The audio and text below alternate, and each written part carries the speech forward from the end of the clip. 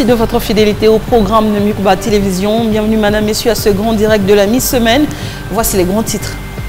Le ministre de la Communication et Médias a conduit une délégation au site de l'aéroport de Ndolo pour inspecter l'évolution des travaux en cours dans ce grand site qui va abriter la messe qui sera dite par le pape lors de sa visite de reconfort moral aux Congolais.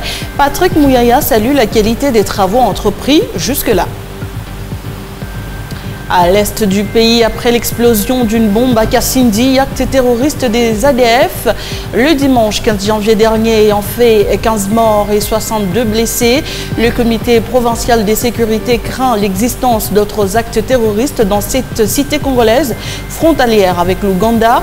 Il appelle ainsi les FARDC à tout mettre en œuvre pour mettre hors d'état de nuire les terroristes du M23 qui refusent de se retirer dans les zones qu'ils occupent.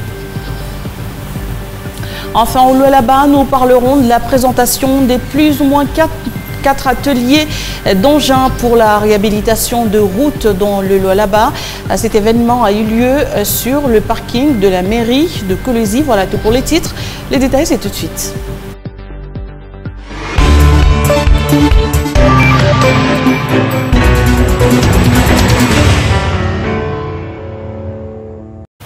Je viens de vous le dire, à quelques jours de l'arrivée du Saint-Père, le pape François à Kinshasa, une délégation conduite par le ministre de la Communication et Médias s'est rendue au site de l'aéroport de Ndolo pour inspecter l'évolution des travaux en cours dans ce grand site qui va abriter la messe qui sera dite par le pape lors de sa visite de reconfort moral aux Congolais.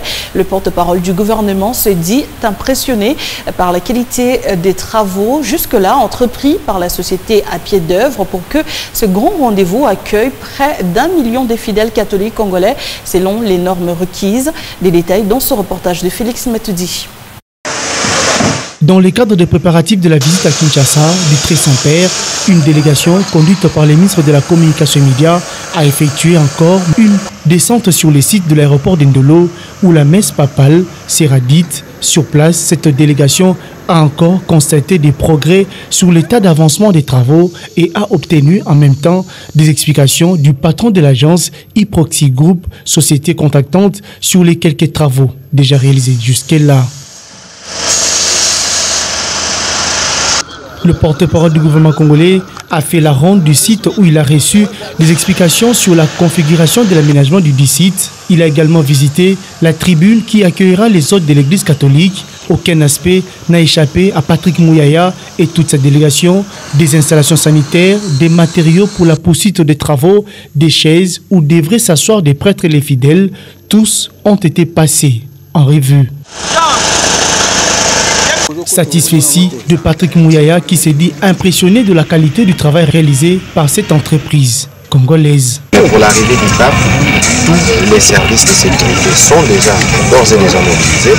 Même nous qui sommes là, ne pensez pas que cela n'a pas été prévenu. Les gens savent que nous sommes sur le site et en dehors de garde ou de la sécurité congolaise, il y a la sécurité du pape, la garde suisse, qui est déjà venue en prospection et qui arrivera dans les jours qui viennent pour que de manière conjointe, nous puissions partager des informations et être sûrs que le site est à l'abri de tous les cas de sécurité. Selon Jésus Noël, le site de l'aéroport d'Ndolo accueillera près d'1 million de fidèles catholiques et sera disponible au plus tard le 25 janvier. Nous se retrouvons au centre avec les 30 accès ouverts.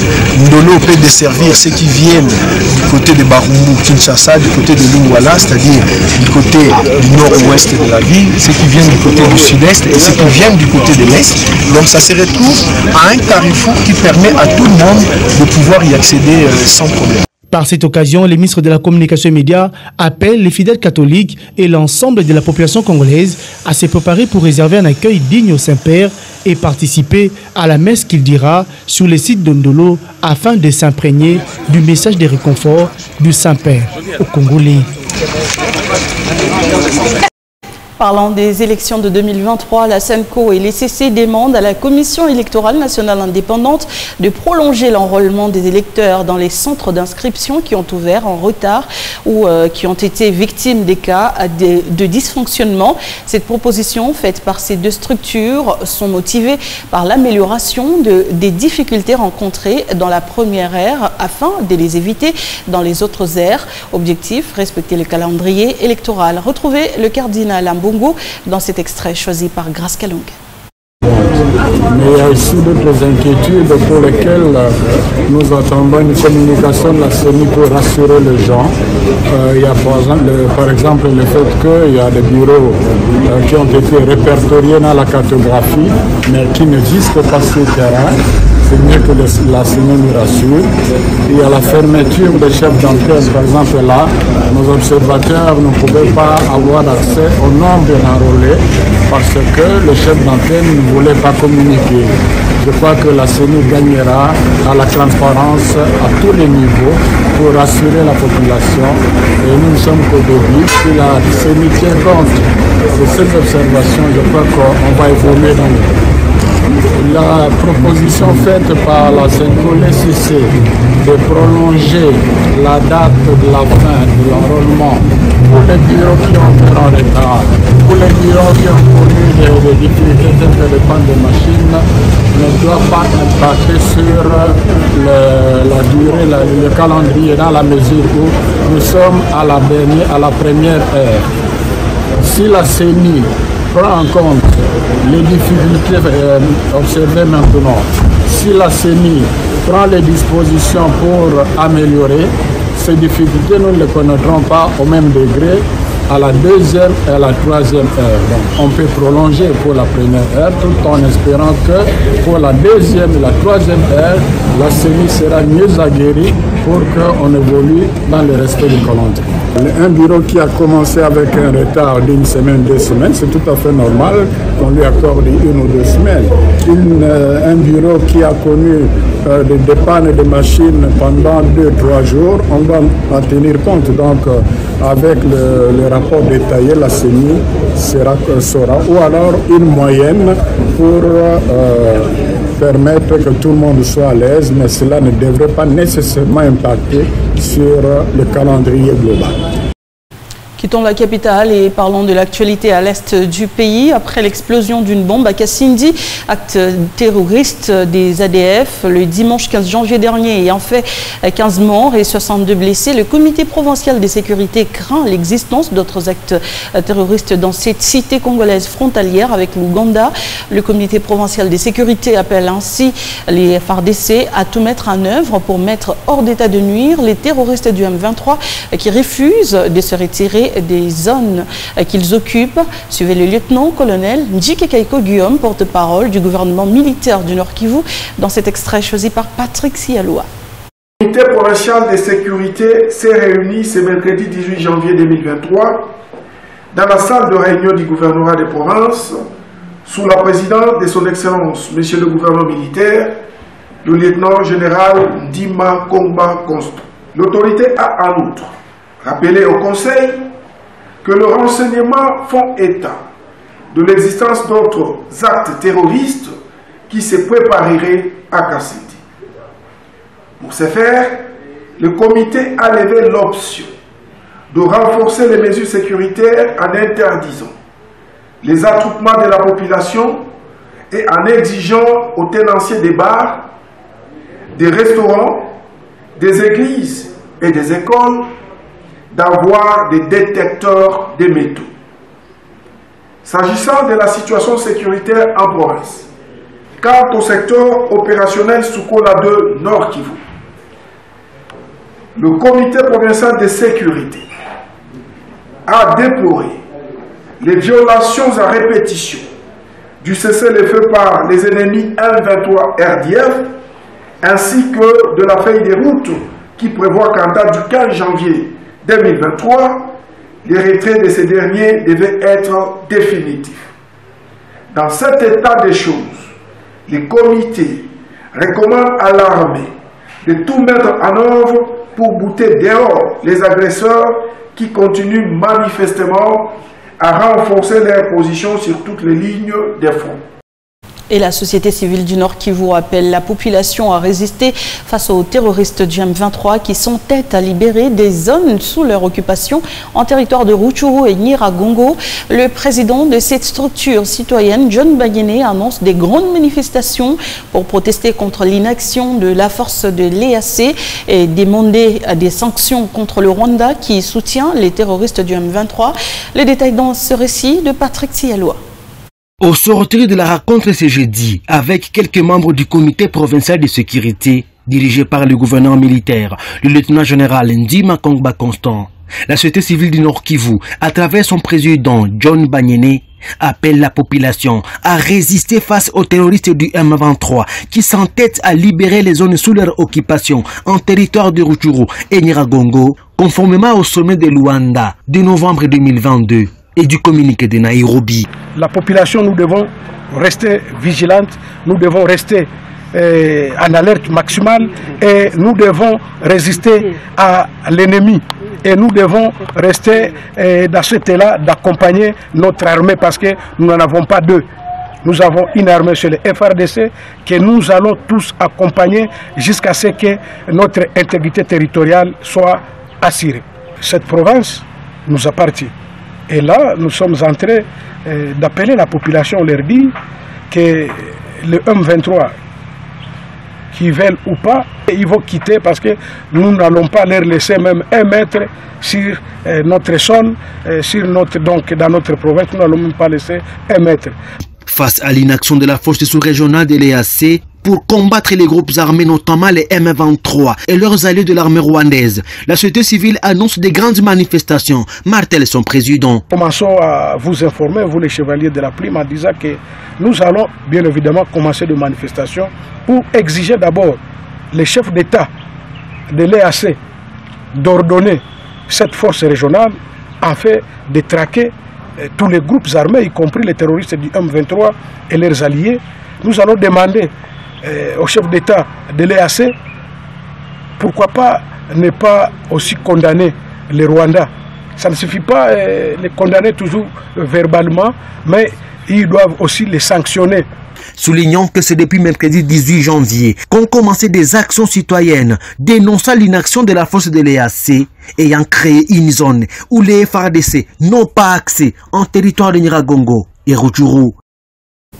La population de Goma, chef-lieu de la province du Nord Kivu, avec des cadres des différents mouvements citoyens, ont manifesté contre l'inaction de la force régionale de la communauté des États de l'Afrique de l'Est ce mercredi 18 janvier 2023. Cette force déployée dans cette partie de la République démocratique du Congo sous menace de plusieurs groupes armés, en l'occurrence les terroristes du M23, ne produit pas des bons résultats pour que la paix soit retrouvée dans l'Est du pays, motive les manifestants qu'à l'avenir pour la force régionale de l'EAC à l'est du pays. John Ndailemanda nous donne la réponse dans ce récit. La ville de Goma a vu ce mercredi 18 janvier ses rues être inondées par la population qui manifeste contre la force régionale de l'EAC qu'elle qualifie d'inactive. Cette force régionale est de plus en plus considérée comme étant en complicité avec les terroristes du M23, car depuis son avènement sur le sol congolais, aucune opération offensive n'a été effectuée contre ces mouvements terroristes, souligne Sylvain Kantolomba, analyste politique du Lualaba. Nous n'avions pas besoin d'une force observatrice.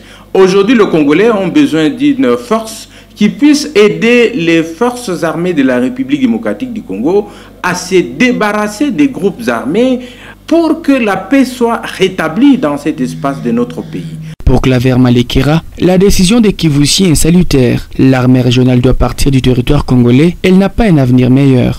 Cette force mérite d'être bousculée, d'être culbutée, d'être boutée dehors parce qu'elle ne fait rien du tout et nous devons saluer le déterminisme du peuple de l'Est qui a levé l'option de pouvoir chasser ses forces.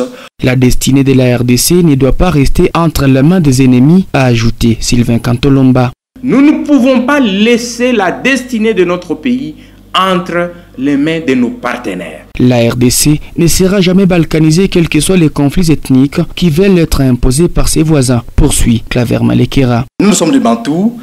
Les Rwandais, les Ougandais, les Kenyans sont des Nilotiques.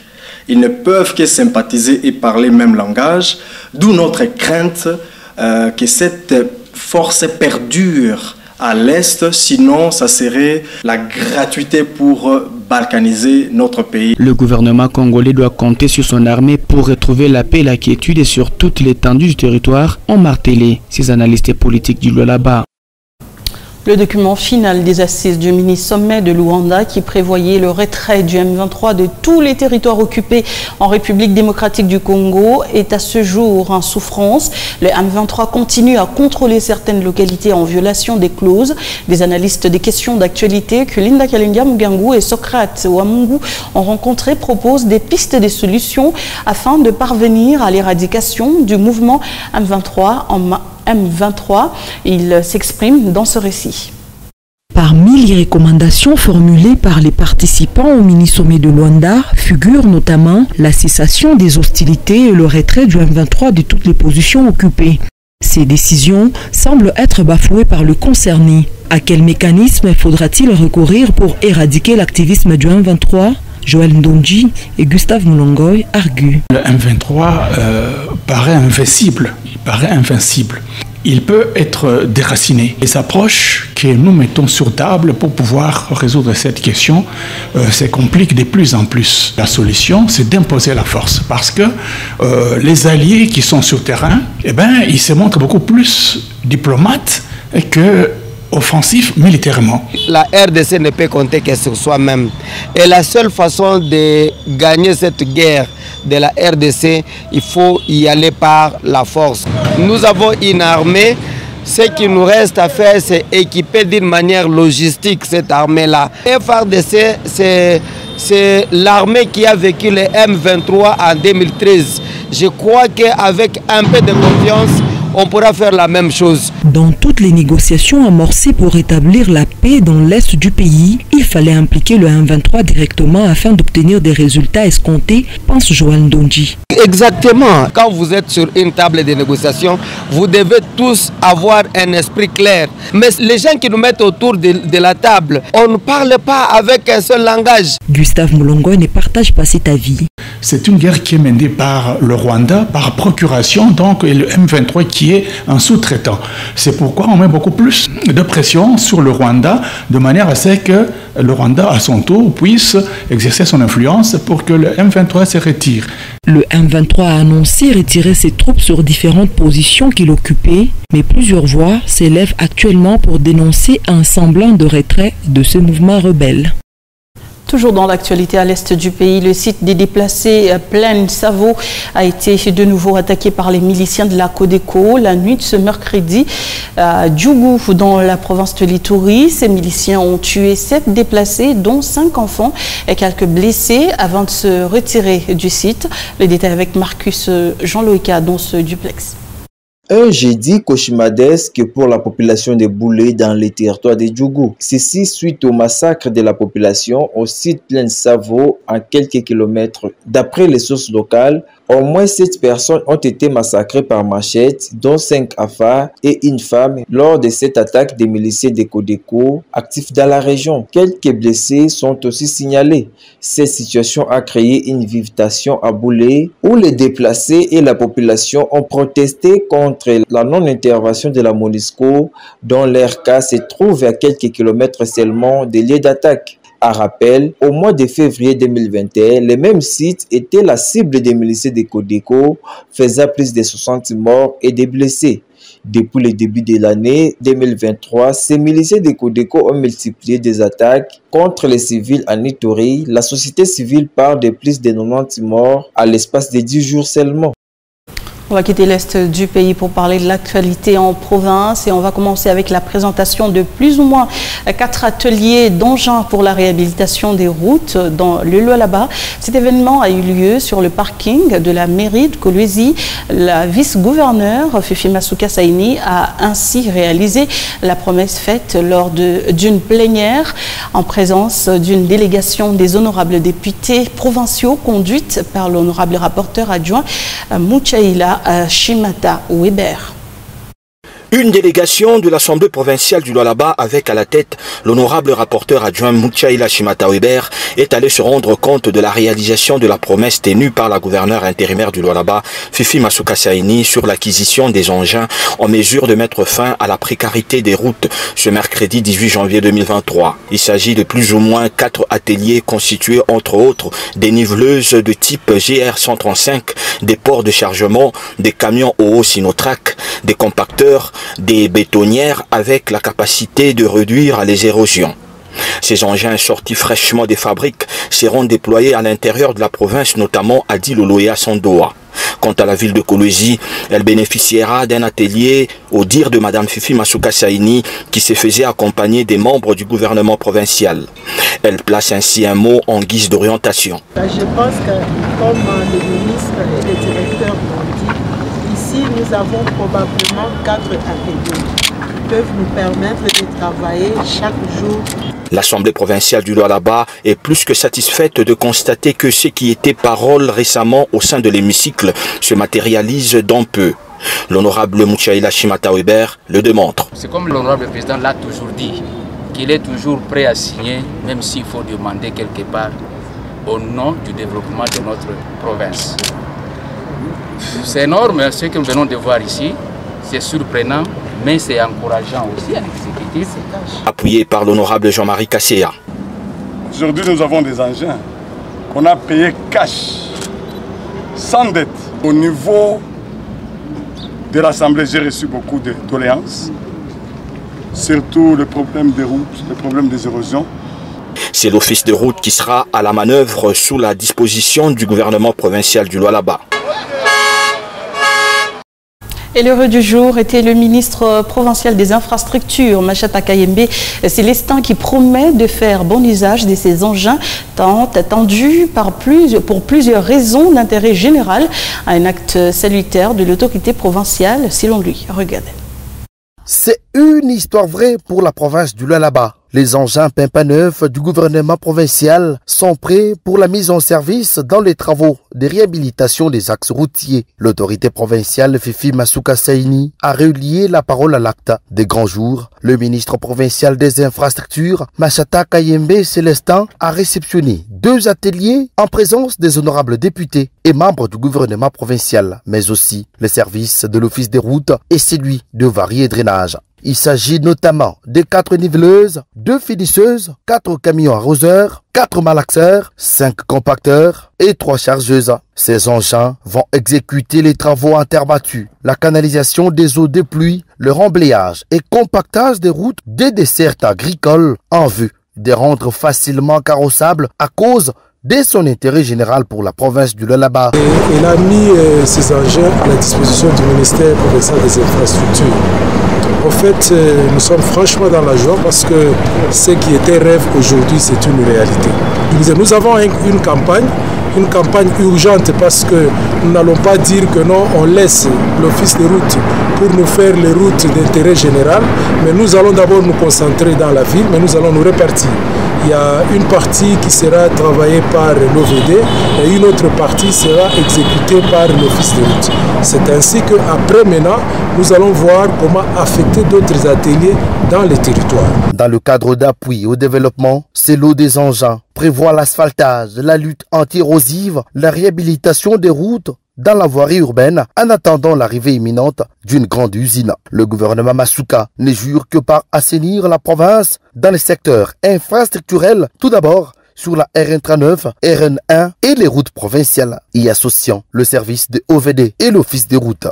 Aujourd'hui, nous avons des engins qu'on a payés cash, sans dette.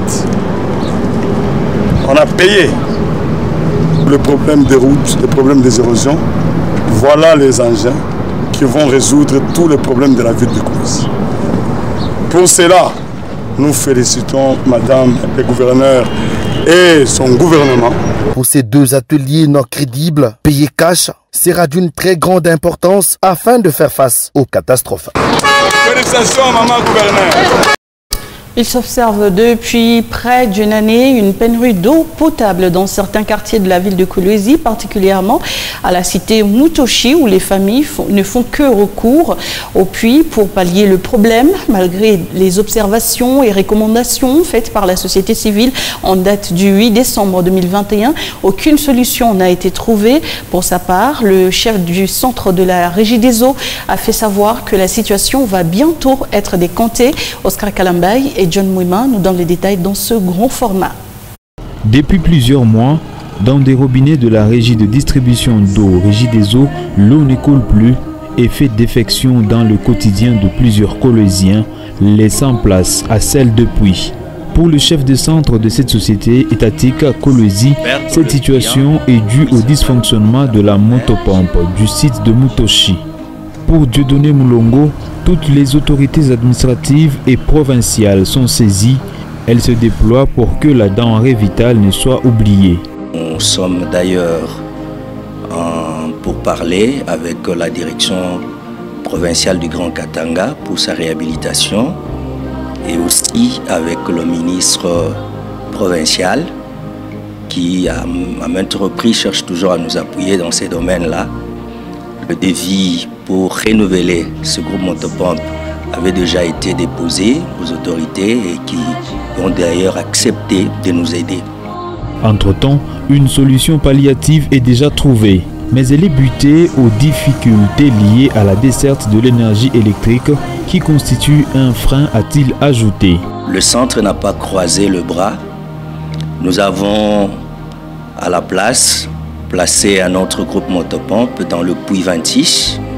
Ce groupe motopompe est déjà installé, mais il reste seulement qu'on regarde comment stabiliser le courant avant qu'on puisse encore desservir ce quartier qui manque de l'eau. La Régie des eaux est consciente de la perte de ses abonnés qui, dans la grande partie, a pris l'option de faire recours à l'eau de pluie. Néanmoins, elle travaille pour trouver des voies et moyens afin de sortir de ce gouffre. Dieudonné Moulongo Ankoulou a tout de même exprimé une inquiétude quant à la qualité de l'eau de forage consommée, surtout que Kolwezi est une ville minière. Ces solutions de puits ne sont pas toujours de meilleures solutions.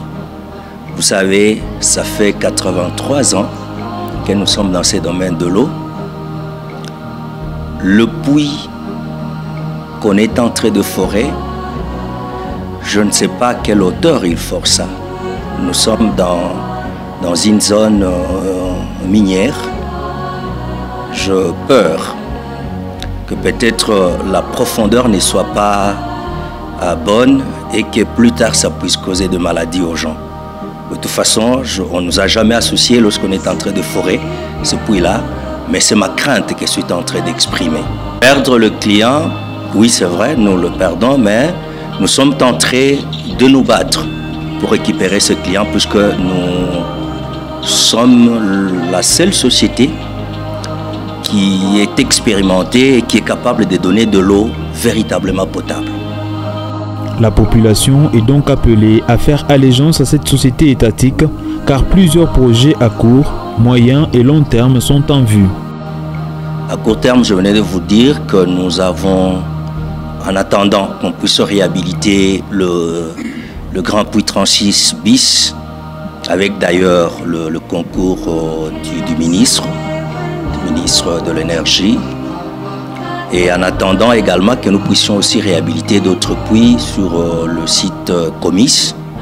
Déjà, nous étions en pourparlers sur initiative du ministre de l'énergie avec nos partenaires de Comis afin qu'ils puissent nous aider, puisqu'il y a un puits qui est juste en dehors de leur concession, le puits W16.